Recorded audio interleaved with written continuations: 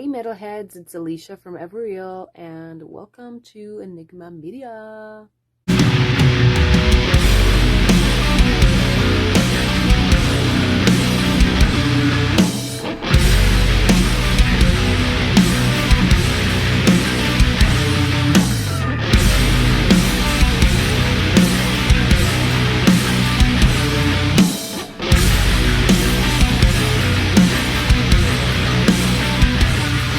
You push for this other me.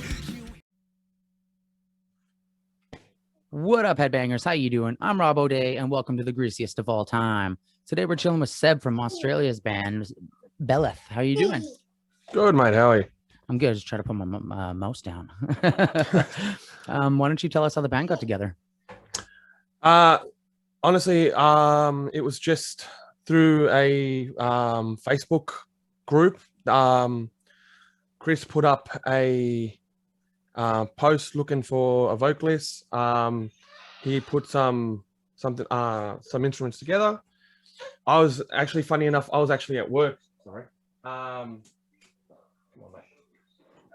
Funny enough, I was actually at work and I didn't have any of my recording equipment, and I liked the sound that he made, and I was like, crap, how am I going to do this? So I had my work phone, I had my phone, downloaded his song, I put it a bit of a distance away, and then I grabbed the work phone in between that phone and mine and recorded just a quick snippet.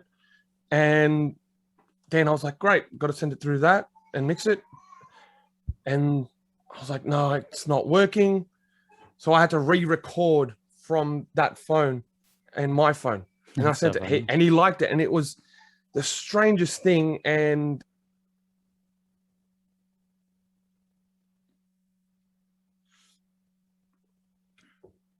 No.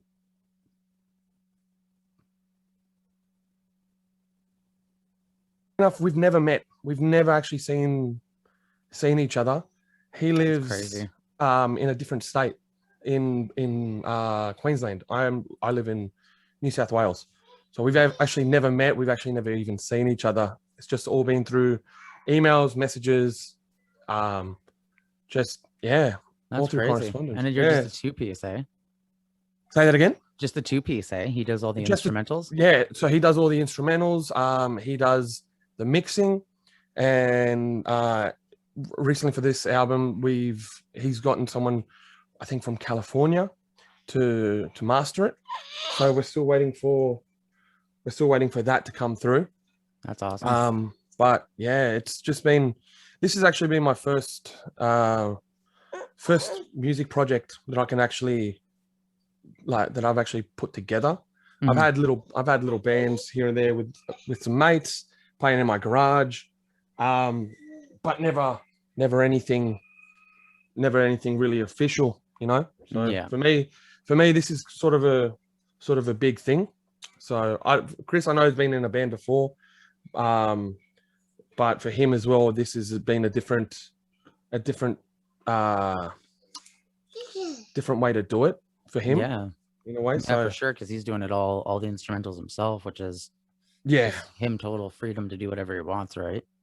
yeah. Well, yeah, that's the thing. It's his freedom to do pretty much whatever he wants instrumentally, and I've loved everything that he's done, really. So Yeah. it's been You don't great. You don't even realize that it's a two-piece. That's the crazy thing. Is Yeah, I didn't either until I was like, I looked you guys up on Facebook to send you the message, and I'm like, wait a second, there's only two of them? Holy fuck! Like, that's crazy. like I remember someone reviewed our one of our, like, reviewed our song, and they were complimenting the drummer, and we were just laughing. It's just, there is no drummer. Chris has just programmed it, and Right. but it sounds good. Like, that's the thing. It sounds good. It sounds like there's an actual drummer, which is great though. Like, if it, I don't know. It's just great, really. So we've gotten a lot of good feedback from just the one song, really. Yeah, I was gonna say, how was that experience, right, recording your recent single? Because it's pretty brutal. I like it. It was the thought on it was just something that I've always wanted to play around with just a sort of a dark, with a dark take on things. Bit of a meld between, you know, human emotions, but also the history on law. I thought I like sort of that dark and brutal style. Chris has grown up more with a death metal sort of background.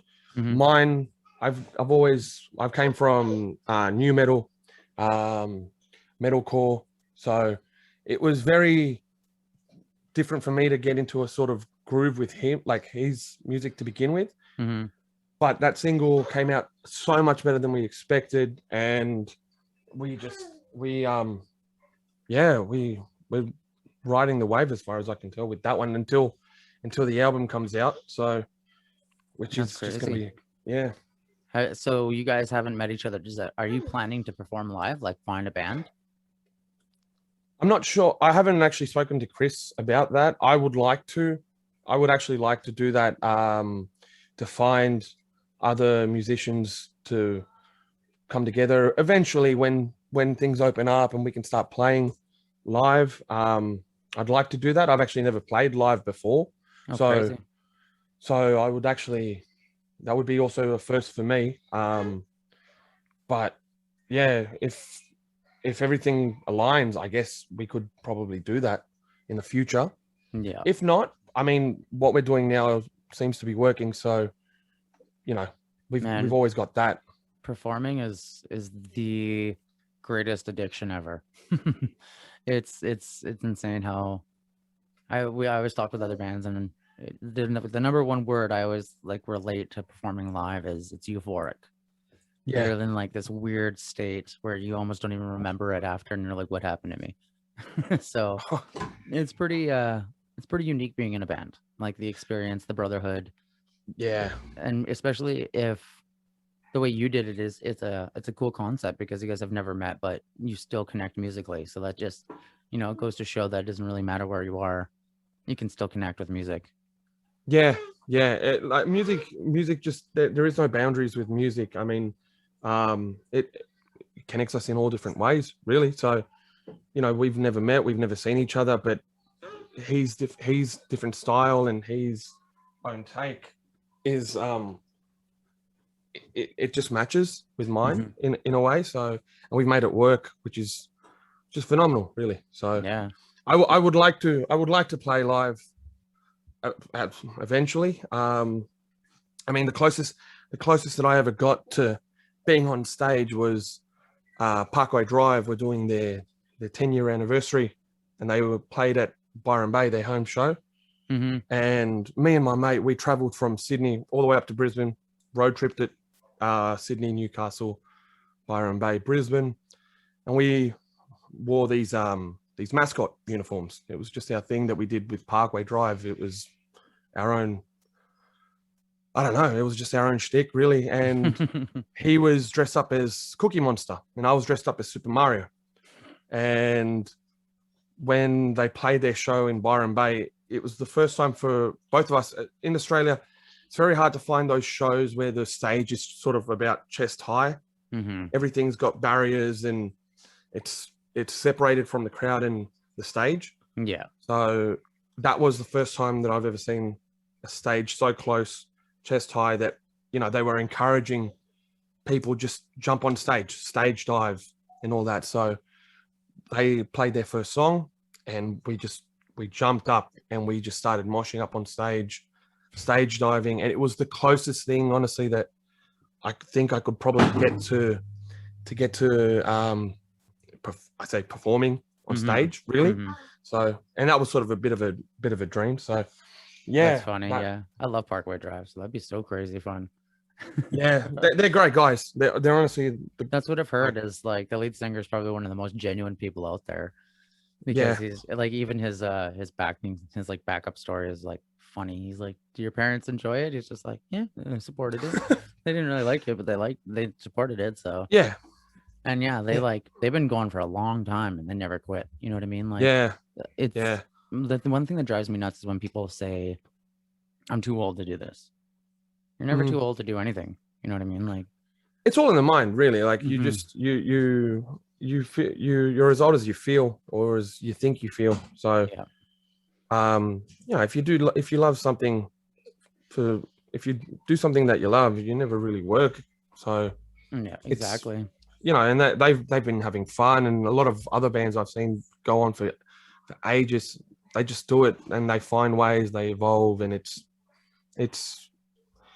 very motivating to see that as a like for myself, really. It's great, and it's something that I hope I can probably do in my musical career, really. Yeah, and you're coming in at a really weird time too, because COVID's like it's completely changed the industry tenfold. Yeah, It's insane yeah. because now it's about marketing more than it is about performing. It is like I what there's a I'm not sure if you know Thornhill. Mhm. Thornhill. So that when they released their Dark Pool album, they didn't get to really headline tour Australia because everything shut down pretty much. Yeah, From what I've read from their posts, yeah, that's like and Carnival. They've had to cancel and their tour twice now. yeah, and now they've just set out for the east coast of Australia with half capacity, multiple shows, and it's just sold out. So I tried to get into one of them, but they all sold out quickly. Mhm. And I you know I remember just going to big shows and smaller venues, but now that it's half capacity, I wouldn't even know what it would look like. Mhm. So yeah, it is now a lot of, and I've seen a lot of bands online, and a lot of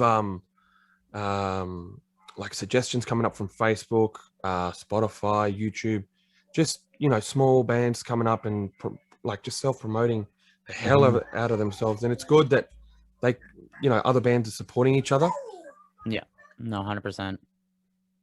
And I think that's key is that like community. That's kind of what we've been hoping to build back is Yeah. the community in the music industry, because at some point in the past 15 years it kind of just went AWOL and disappeared. So we have no clue what happened to it, but we want to bring it back. But it's Yeah. also having to learn to adapt to the new climate, because the new industry is not going to be based on record labels and all that. I think it's going to Yeah. change completely. I'm not 100% sure which direction it'll go. Yeah, I do hope. I would like to see bands being able to stand up on their own really, without the support. But it is sometimes sort of a necessary evil, I guess. And the support that a lot of people give does help, and it helps a lot. Just playing their music, buying merch, anything really to support a band is really key to helping that community grow. Here, from what I've seen from my state in New South Wales, it's always been fluctuating. It's never been really a constant scene, really. But I've gone down to Melbourne, and from what I've seen down there, their scene's shit on ours, like a lot. So I'd like to see that universal, support throughout. Really, it would help. Yeah, it's weird because most of my favorite artists are actually from Australia, and yeah. like in hip hop and in metal. So it's weird to hear, because like I picture it to be so tight knit in the sense that like you have local bands working with local bands to promote, just because the bands that I listen to and the hip hop artists I listen to, that's kind of how they present it, as that it's very tight knit. Yeah, well, mate, it might be for when they actually do local shows. Not having ever played one, I wouldn't I'd know. I imagine do. though, because they're bigger too. Like They've got a lot of connections, and they yeah, can. and like they're the bigger names that made it out of Australia, so I could see everyone wanting to go see them versus like some up and coming band. But yeah, I mean, the up and coming bands is kind of where you need to go, because that's where you find your good music. Yeah, that's true. It does seem to be kind of like when you make it, you get all these big connections, and you start and it does seem like that. I don't know. It's just hopefully, you know, everyone wishes to get some fame and to be able to push their stuff out a little bit more. But it is what it is, you know. If it doesn't, then it's just something fun that happened, really. Yeah, exactly. I definitely think that the trying to live off music is harder now than it ever has been, Yeah. especially with not performing. And I wonder what happens to the touring artists that they make their entire living off that. You know what I mean? Are they going to be around after COVID? Yeah. Yeah. So I It always wonder is about sort of that. scary. It Hmm. is scary to think that, you know, that's how it was back in the days where people were able just to live off music, you know, just, you know, that was their career. And Hmm. now you've got to have a second job, and it's got to play mostly like a hobby and just hope that, yeah, that does well, really. Definitely So, think that there's going to be a siphoning off through mm, COVID because a lot of bands that didn't adapt to the way things had changed over the past year, because it was really yeah, hard. It hit hard, and you had to either like ride the wave or just kind of drowned.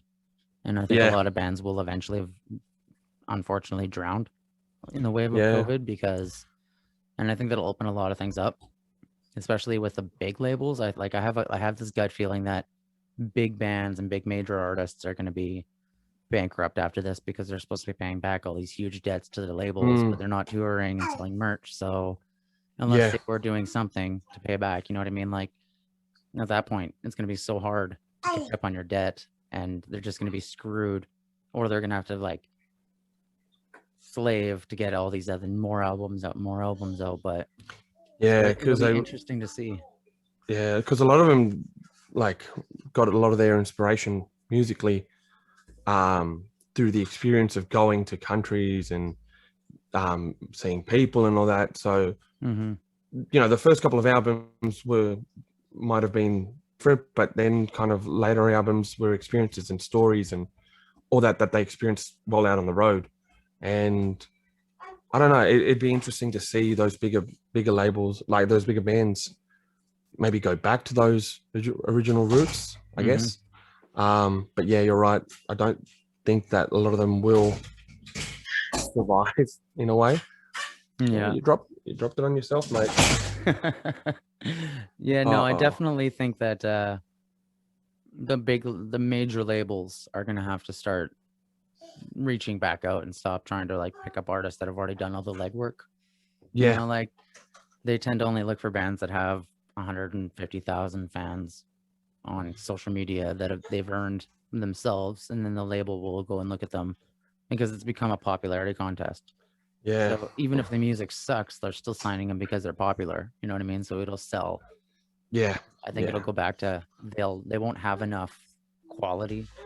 You know, they'll have yeah. such a quantity of crap, but they won't have a lot of good stuff. So And that's a lot. That's what happens a lot now with the music industry, especially the rate stuff on the radio. It's just same 10 songs played for 3 months, and then just change it up, and it's the next top 10 songs for the next yeah, 3 months. And it's I just always there's laugh. no, Yeah, no, it's so true because I always laugh about like there's this new number one by so and so, and it's like you've never heard of the artist. It's just some random like 14, 15-year-old girl that just bought an instrumental and made it yeah. famous. And You look, know? and like good on them. They made that what like they made that song, Yeah, and it's good, and it's but then after that you don't hear from them. They don't make anything. never. It was just a fluke that it just came out and it was gone.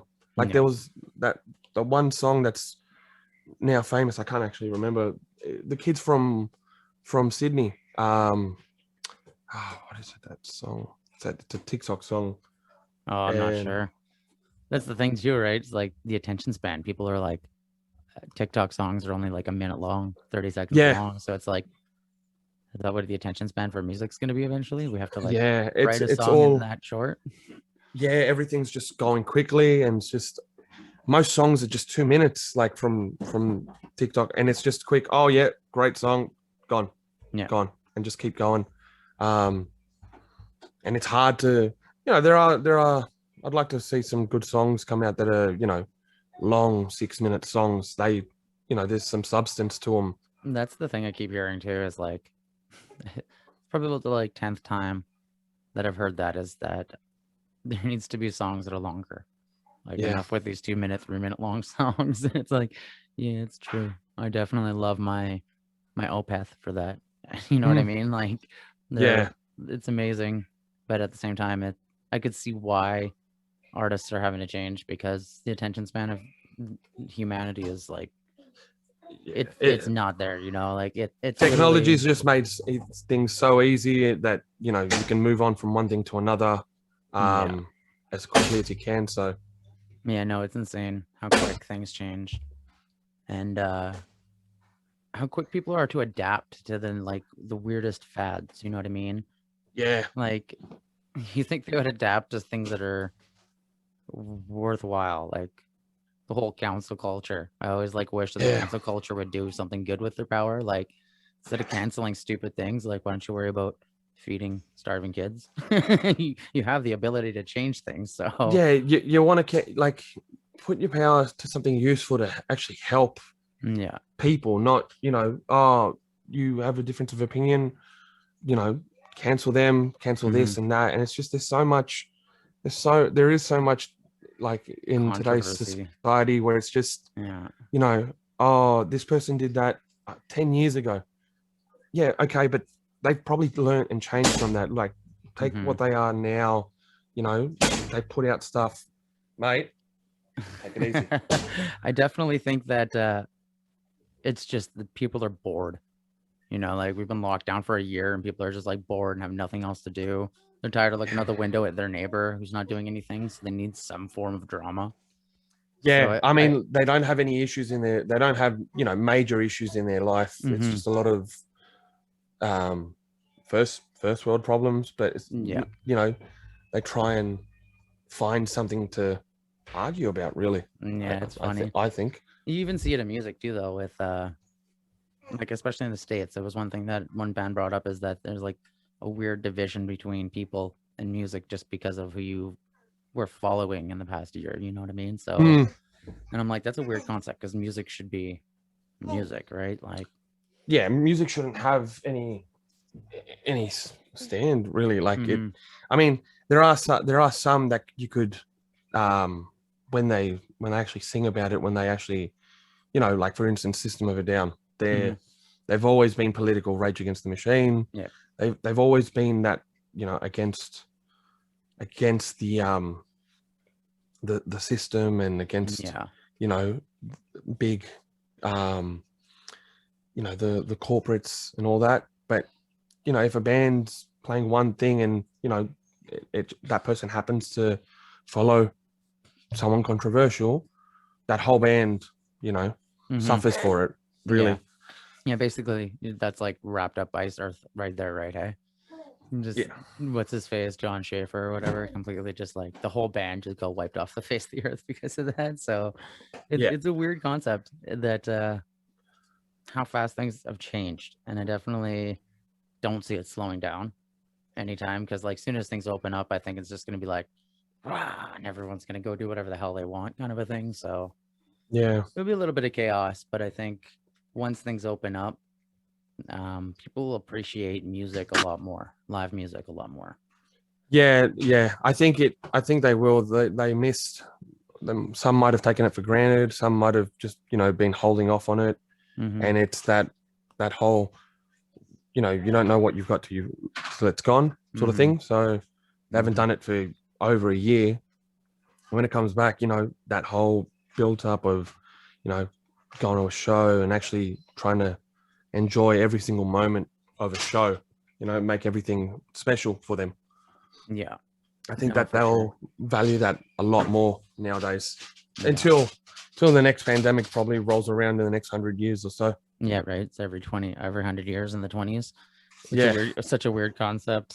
Yeah, it's so weird. Like clockwork. It just keeps, Yeah, the Earth is just I'm gonna try and kill you off this time, but you win again. It's like Joe Rogan. When Joe Rogan's one of his first stand-ups, he came out with he's in the limo talking about how he sees the planet, and he's like, we're a virus. He's like, you look at you look at the ocean and the mountains and beautiful green, and then you see LA. He's like, what is that? That's a growth. That's fucking cancer. You can knock it down with an earthquake or a hurricane and it rebuilds. And it's like, Yeah. yeah, that's basically what humanity is, you know. So it's kind of funny because the music industry it kind of has the same concept behind it, where you have this like giant organism that's in control, and it just slowly sucks up all these microorganisms that it eats, you know, which is the bands, and just like spits them out. Yeah. And I think that a musical revolution is about to happen after COVID. I think people now have their independence. Like, for example, Chris can record your guys' instruments all by himself and send it to you. You do vocals, and biggity bam, your guys' stuff's done. No more having to spend thousands of dollars on labels to pay for Yeah. a producer who doesn't know the sound. You know, he just has a name. So I think it's going to be a unique time in the next 5-10 years for music. I think it's going to be in the hands of emerging bands more than major bands.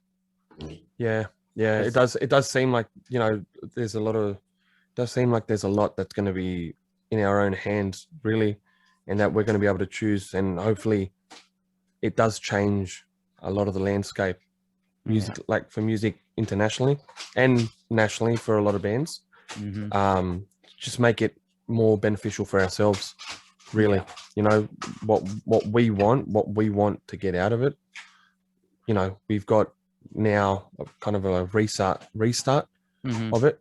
So yeah, it will be weird. interesting in the next couple of years. It'll be super interesting because I think big bands already charge so much for their tickets, right? And that's the number one problem that people don't go to shows is ticket cost.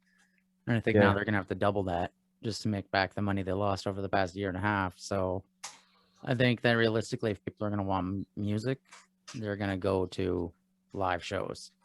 Yeah. Because before I know where we are, people kind of took it for granted. Like there were so many shows going on all the time that they're just like, oh, I don't care about it tonight. But now it's like, I guarantee everybody's sitting there at home like, I wish I went harder at my last concert. You know what I mean? Even the performers are just like, I wish I just like screamed my lungs out to the point where I couldn't talk the next day. So I definitely think there's going to be such a like an adrenaline rush between fans and bands that the shows are going to be so good for a little while there. And Yeah. I think that'll help promote the bands that need it. Yeah, no, it will show it will showcase a lot of the bands who can, you know, not just perform but entertain a lot of people. You know,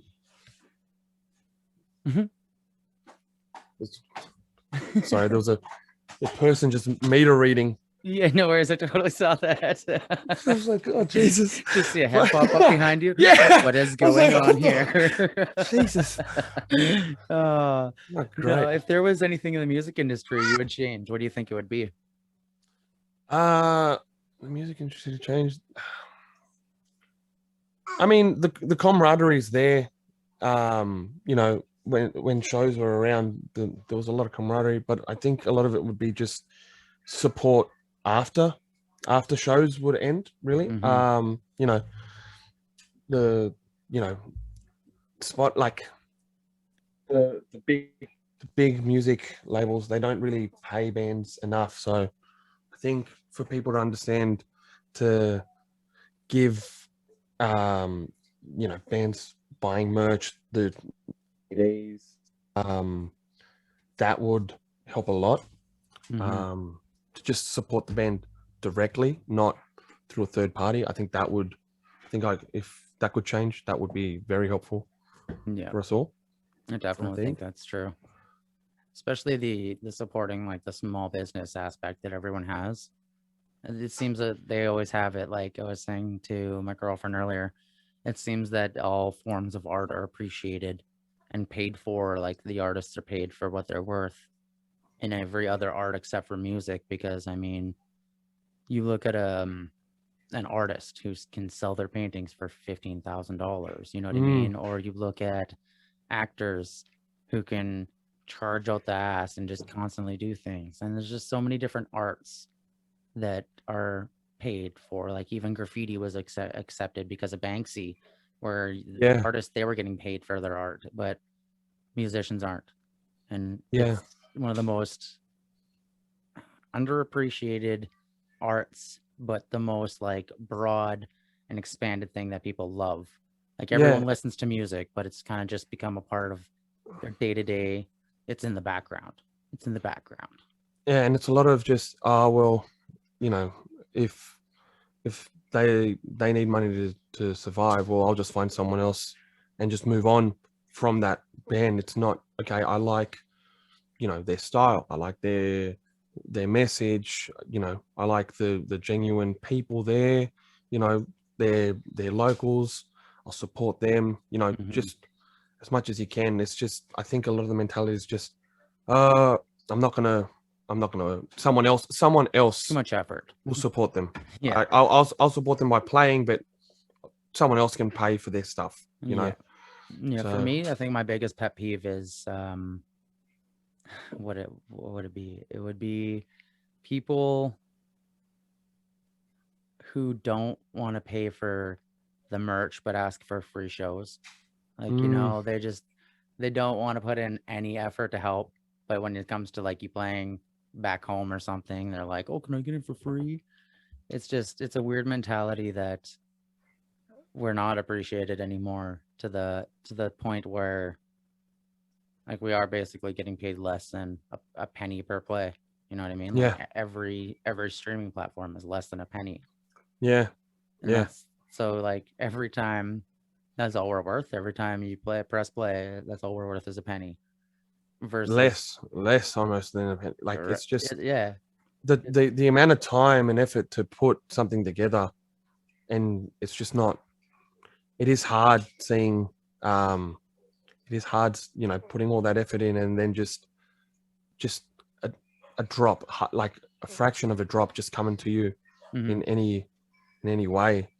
So shows and merch and all that, it does support bands a whole lot, but it is a mentality where people just don't see that until they've actually experienced it, I guess, in a Yeah. Well, way. most people think you're in a band, you're a rock star, Mm, right? It's just kind of the mentality people have now. They still think that bands make a ton of money off CD sales. Well, nobody buys CDs, so we don't make them anymore.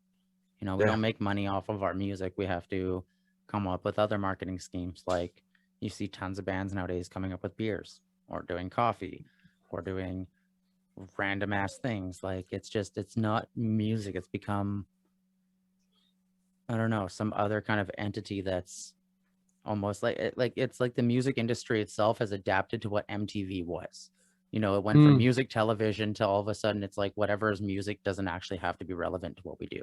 yeah, So just eventually a musicians lot are of going to be TikTokers and YouTubers, and oh, it's a weird concept because I think even the fact that we're limited to singles right now mm, is a sad thing. Like what happened to the album? What happened to the art of writing an album? mm. So yeah, I think things will change. I definitely see a bright future the more I talk to bands.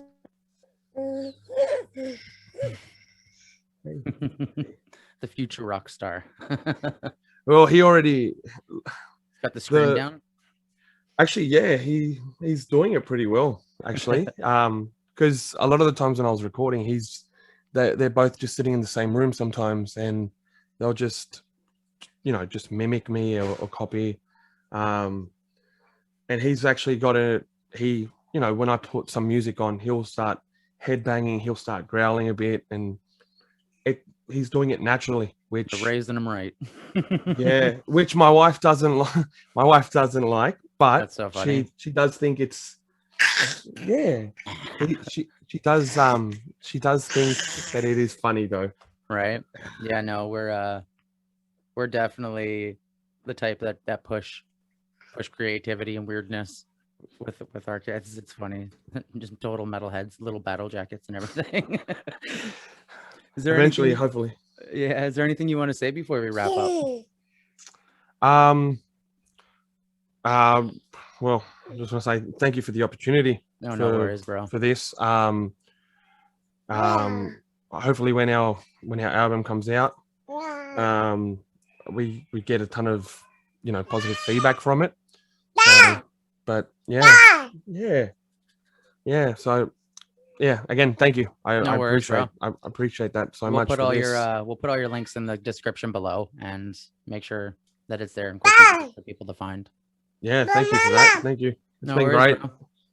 You All right. guys stay safe and you have fun. You too. Hopefully we can do this again sometime. We will for sure, bro. As soon as you guys release some more music, just let me know. For sure. No worries. All right. All right, dude. Thank you for that, mate. Have a good day. Have a good night. Thanks, ladies and gentlemen, for checking out the video. Don't forget to like and subscribe to keep up to date on all the fucking good shit we got going on.